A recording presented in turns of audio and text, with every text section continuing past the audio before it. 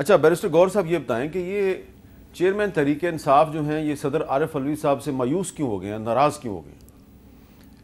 مایوسی کا کوئی ایسا لفظ نہیں آیا کہ وہ مایوس ہے، البتہ صدر کی ایک ذمہ داری تو ضرور ہے، اور ذمہ داری کے بارے میں احساس دلانا کوئی بری بات نہیں ہے۔ صدر پارلیمان کا حصہ ہے، وہ فیڈریشن کا ایک حصہ ہے، وہ ہیڈ آف دا اسٹیٹ ہے، اور صدر واحد پوزیشن ہے کہ اگر اس کا ٹینیور ختم ہو جائے اور اسمبلی نہیں بھی ہے تو وہ ایز اٹ از کام کرتا ہے، کیونکہ اس کے منصب میں یہ نہیں ہے کہ وہ ایکٹنگ پر ہے۔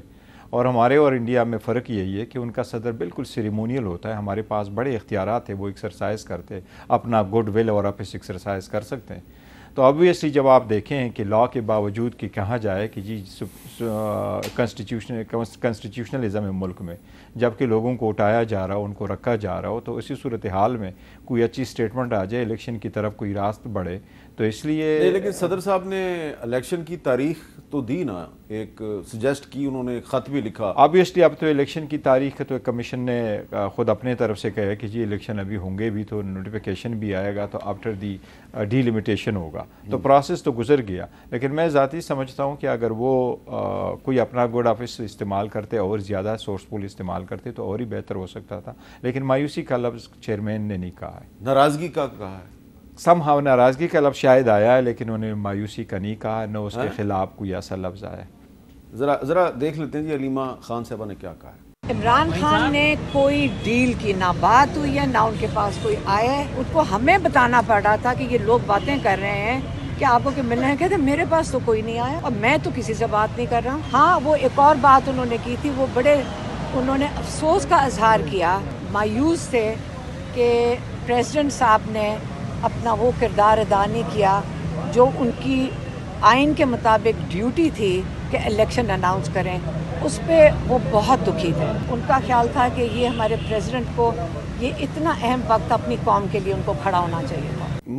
مایوسی اور وہ دکھ کا حامد میر صاحب، وہ جو ایکچولی تذکرہ جس کا ہو رہا ہے وہ یہ ہے کہ ایک وقت میں یہ تھا صدر صاحب نے ان کو اناؤنس کر دینا تھا، جس کو لیٹر بھی لکھا گیا تھا کہ آپ کرو، کیونکہ یہ سپریم کورٹ نے پہلے سے اناؤنس کر دیا تھا، ایک ججمنٹ بھی سپریم کورٹ کی ہے کہ اسمبلی ڈیزالو ہو جائے تو الیکشن کی ڈیٹ دینا